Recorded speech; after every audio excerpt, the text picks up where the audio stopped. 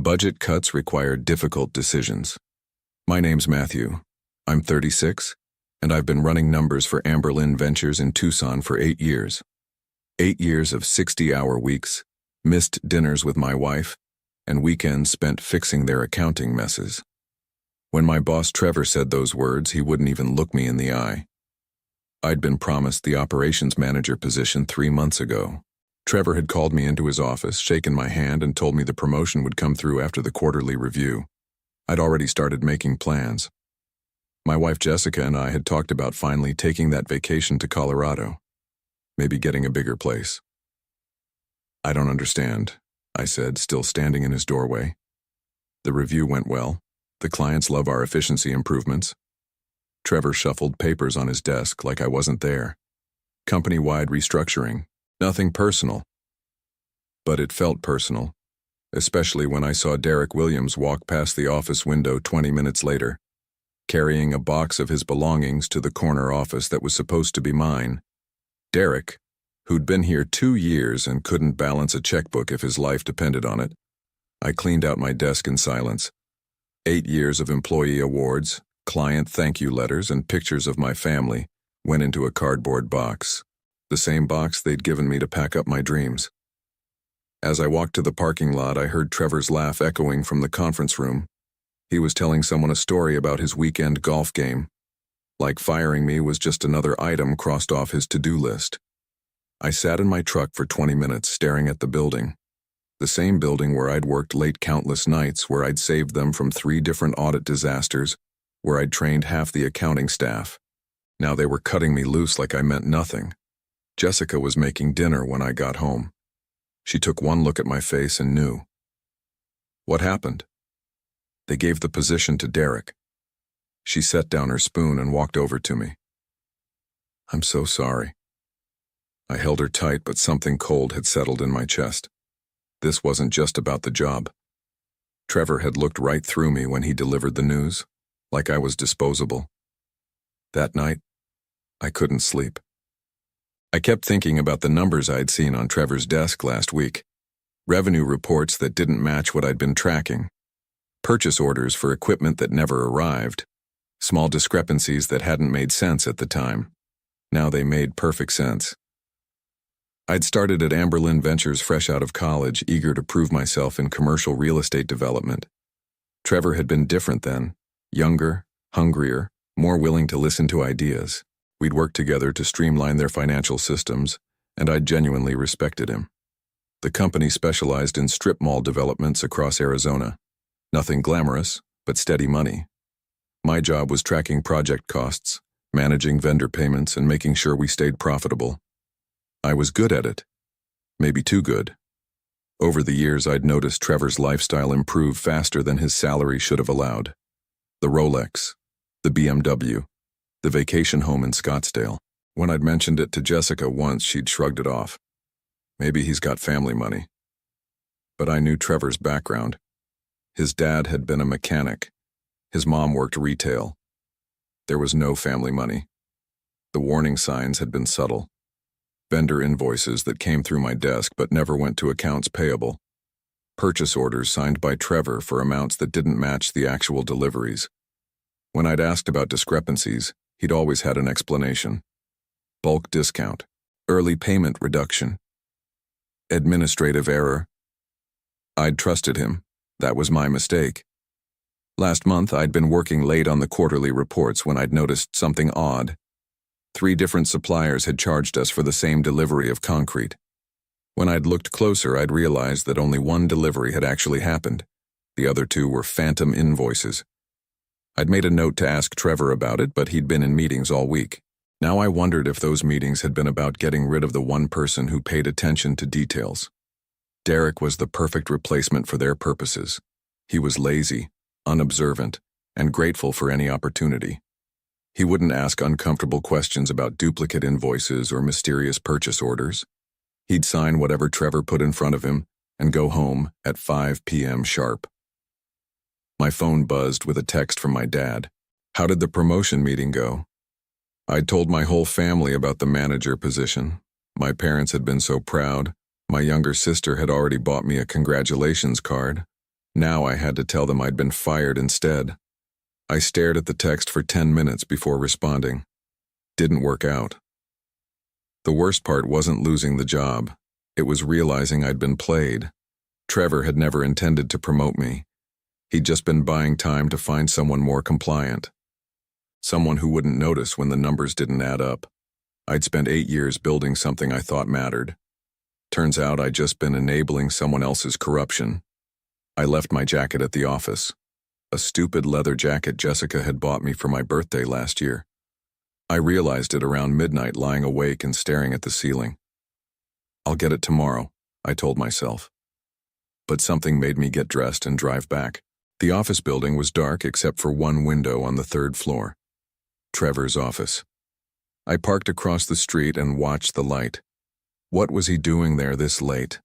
I used my key card, hoping it still worked. The elevator felt different at night. Quieter, more ominous.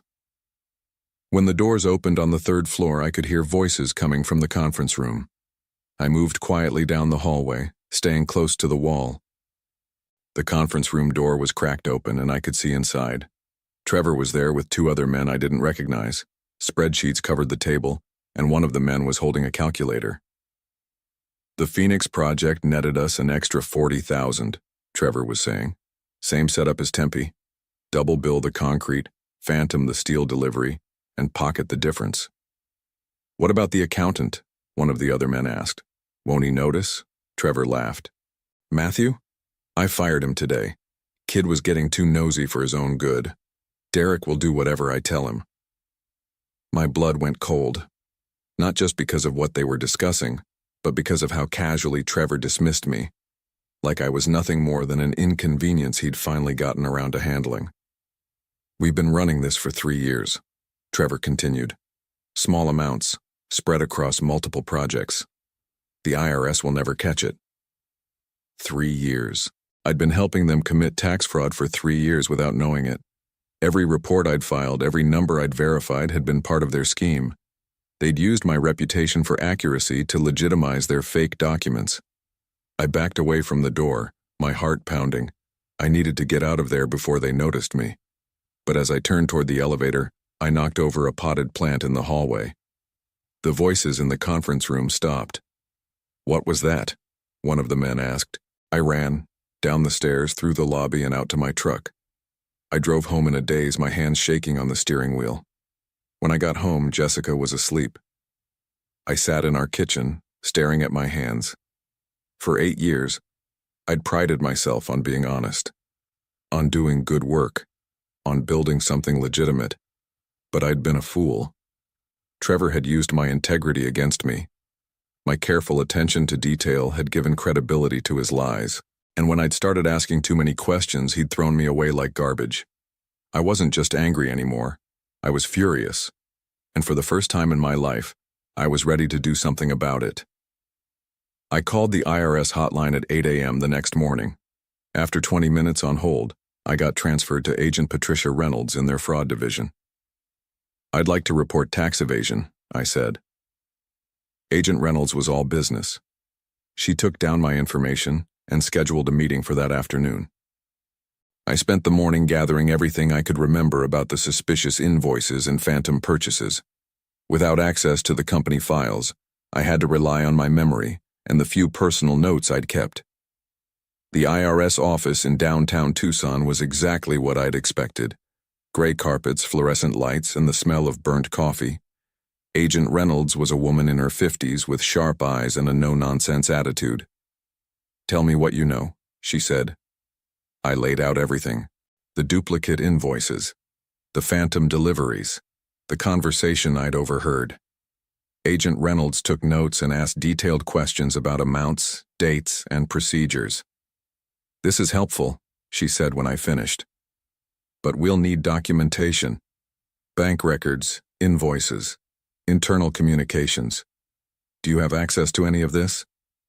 I was fired yesterday. I don't have access to anything. Can you get it? I thought about Derek sitting in my old office, probably playing solitaire on his computer. Maybe, but it would be risky. Agent Reynolds leaned back in her chair. Mr. Johnson, What you're describing could represent hundreds of thousands in unpaid taxes. We take that seriously. But without hard evidence, it's just your word against theirs. I left the meeting with Agent Reynolds' card and a sinking feeling in my stomach. I'd burned my bridge with Trevor, but I hadn't accomplished anything. The IRS needed proof I couldn't provide. That evening, I called Derek. We'd never been close, but we'd worked together long enough to be friendly. Matthew, man, I'm sorry about what happened. I had no idea they were planning to let you go. It's not your fault, I said. Listen, I left some personal files on the computer. Nothing important, just some old projects I was working on at home. Could you email them to me? Sure thing. What am I looking for? I gave him specific file names, hoping some of my old reports were still on the shared drive. If I could get access to even a few of the suspicious documents, it might be enough for the IRS to start a real investigation. Derek called me back an hour later. Weird thing, Matthew. I can't find any of those files. It's like they've been scrubbed from the system. My heart sank. Of course, Trevor had purged everything. He wasn't stupid. But I did find something strange, Derek continued. There's a folder on the server called Legacy Projects. It's password protected, but the timestamp shows it was created yesterday, right after you left. Yesterday. The same day Trevor had fired me and I'd overheard their meeting. He'd spent the evening covering his tracks, moving evidence to a secure folder. Derek, I need you to be careful. Don't go digging around in files you're not supposed to see. Why? What's going on? I wanted to tell him everything, but Derek was naive, and if Trevor suspected he knew something, Derek would end up fired too. Or worse. Just be careful, I repeated. And if anyone asks you to sign anything you don't understand, call me first. After I hung up, I realized how trapped I was. Trevor had fired me precisely because I was getting close to the truth. Now he was covering his tracks and setting up Derek to be the fall guy. The IRS needed evidence I couldn't get, and if I pushed too hard, I might put Derek in danger. But I couldn't let Trevor win. Not after 8 years of using my work to legitimize his crimes. There had to be another way. I couldn't sleep, so I drove. Sometimes that helped me think. I ended up parked outside a 24-hour diner on the edge of town, drinking bad coffee and trying to figure out my next move. That's when I remembered Carlos. Carlos Vega had been Amber Lynn's lead contractor for 5 years before Trevor fired him last spring. At the time, Trevor had said Carlos was cutting corners on materials, but Carlos had called me afterward, insisting the accusations were false.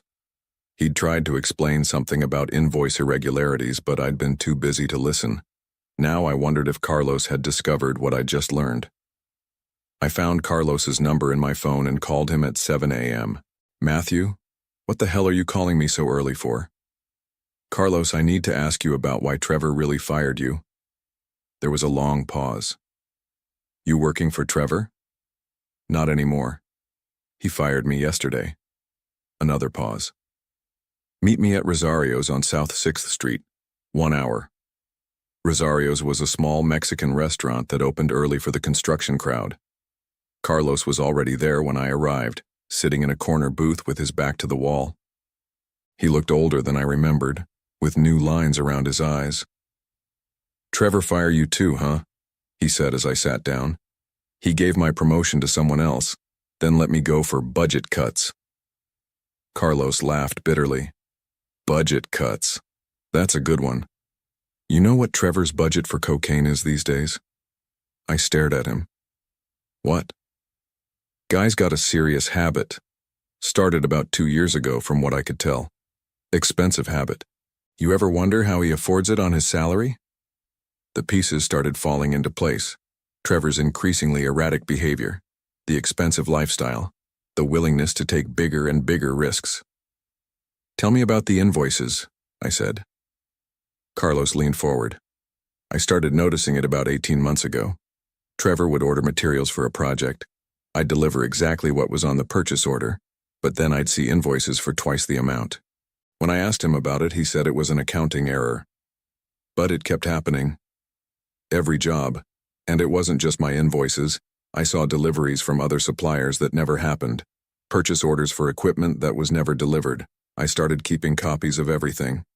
My pulse quickened. You have documentation? Had. Trevor came by my house after he fired me. Said if I ever caused trouble for him, he'd make sure I never worked construction in Arizona again. I gave him the copies. All of them? Carlos smiled for the first time since I'd sat down. I gave him the copies I'd made for him. I didn't mention the copies I'd made for myself. You still have them? In a safety deposit box at First National Bank. Insurance policy, you know? I figured someday Trevor would push too far and those documents might come in handy. I explained about the IRS investigation and Agent Reynolds' need for evidence. Carlos listened without interrupting.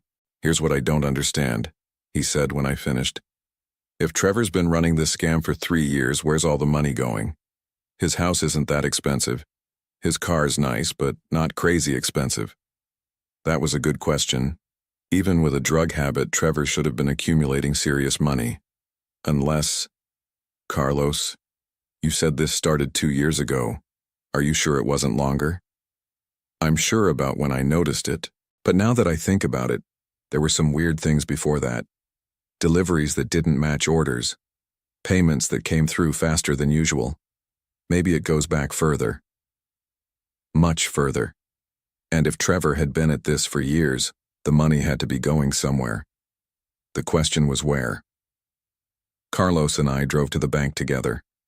His safety deposit box contained a thick folder of invoices, purchase orders, and delivery receipts. 3 years of documentation showing systematic fraud. This is exactly what Agent Reynolds needs, I said, flipping through the papers. What do you need from me? Carlos asked. Would you be willing to testify? Carlos was quiet for a moment. Trevor ruined my reputation, spread lies about my work quality. I've been scraping by on small residential jobs for 8 months. Yeah, I'll testify. I called Agent Reynolds from the bank parking lot. She agreed to meet us that afternoon.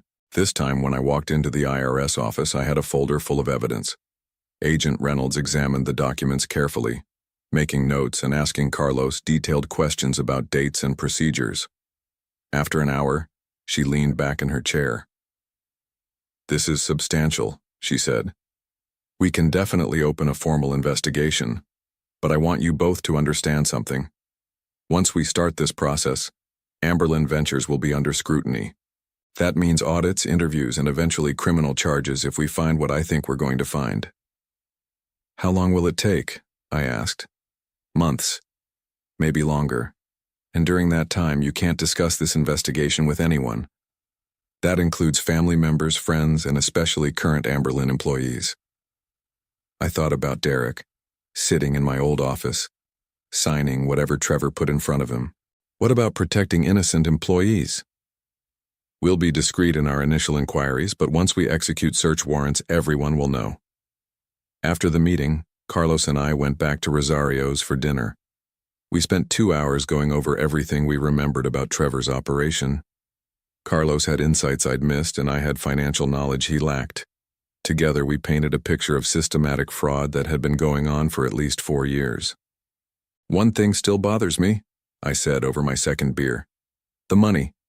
Even with a drug habit, Trevor should have hundreds of thousands stashed somewhere. Maybe he does. Maybe he's got accounts in other states, or maybe… Carlos paused. What if he's not the only one? What do you mean? Those 2 guys you saw him with. What if this isn't just Trevor's operation? What if Amberlin is part of something bigger? I'd been assuming Trevor was acting alone, skimming money from his own company. But what if he was part of a larger network? What if other companies were involved? That night, I called Agent Reynolds again. Agent Reynolds, I've been thinking about something. What if this isn't just about Amberlin Ventures? What if there are other companies involved? What makes you think that? I told her about the 2 men I'd seen with Trevor, and Carlos's theory about a larger network. It's possible, she said. White-collar criminals often work in groups. If you're right, this could be much bigger than tax evasion. It could be racketeering. The word sent a chill down my spine. Racketeering meant federal charges. It meant the FBI. It meant Trevor wasn't just a corrupt boss. He might be part of organized crime. Mr. Johnson, I need you to be very careful. If your former employer is part of a criminal organization, and if he suspects you're talking to law enforcement, you could be in danger. I hung up the phone and looked around my quiet house. Jessica was at her book club. The neighborhood was peaceful. But suddenly I felt very exposed.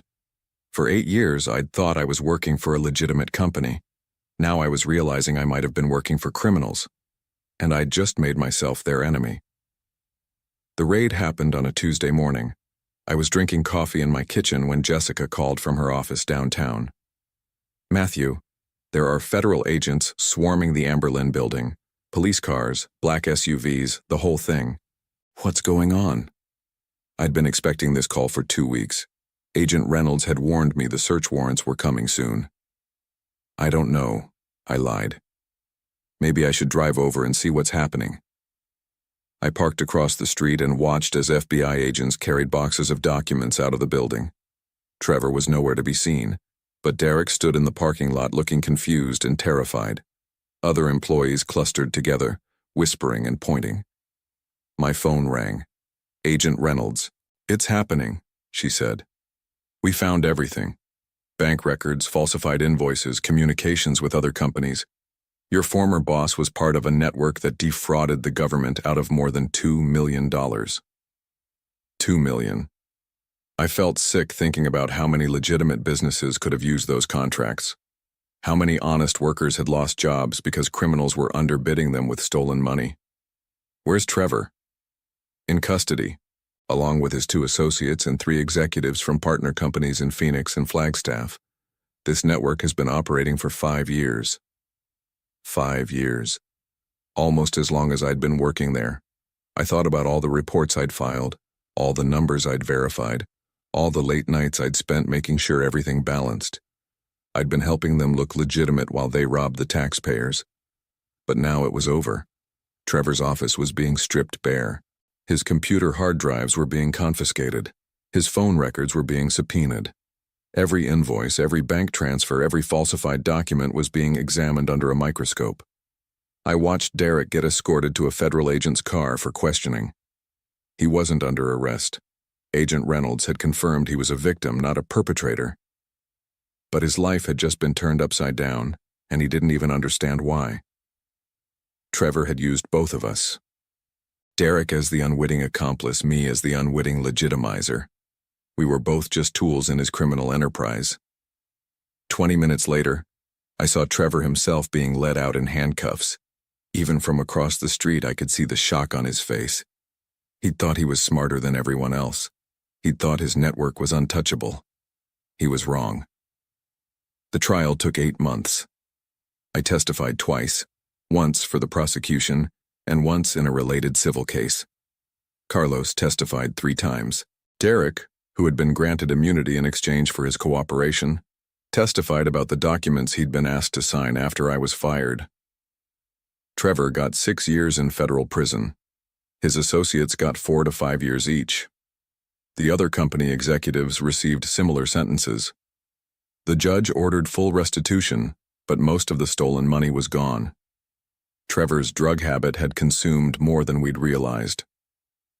Amberlin Ventures went bankrupt during the investigation. Derek found a new job at an accounting firm downtown. Carlos started his own contracting business and was doing well. The reputation Trevor had tried to destroy was slowly being rebuilt. I found work with a nonprofit that provided affordable housing. The pay was less than Amberlin, but the work felt clean. Honest. I went home every day knowing I'd helped families find decent places to live instead of helping criminals steal from the government. Jessica and I finally took that vacation to Colorado. We spent a week hiking in Rocky Mountain National Park, breathing clean air and talking about our future. The stress of the investigation had been hard on our marriage, but we'd gotten through it together. Sometimes I drove past the old Amberlin building. It was empty now with "for lease" signs in the windows. The parking lot where I'd spent so many years coming and going was cracked and weedy. It looked like what it had always been underneath the professional facade, hollow and corrupt. I'd spent 8 years building something I thought mattered. It turned out I'd been building someone else's criminal empire. But in tearing it down, I'd found something more valuable than any promotion Trevor could have offered. I'd found my integrity. Trevor and his associates served their sentences in federal prison, their assets seized to pay restitution they could never fully cover. Derek struggled with the guilt of unknowing participation, but eventually rebuilt his career on a foundation of painful wisdom. Carlos's business thrived as his reputation for honesty spread through the construction community. The case became a model for federal prosecution of construction fraud networks. Sometimes the hardest lesson is that the thing you thought you were building was never really yours to begin with.